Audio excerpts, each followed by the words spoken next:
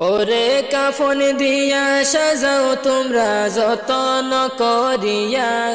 কাফন দিয়া সাজাও তোমরা যতন করিয়া,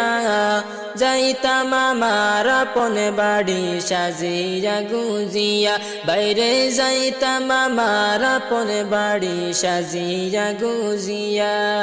কাফন দিয়া সাজাও তোমরা যতন করিয়া, ওরে কাফন দিয়া সাজাও তোমরা যতন করিয়া,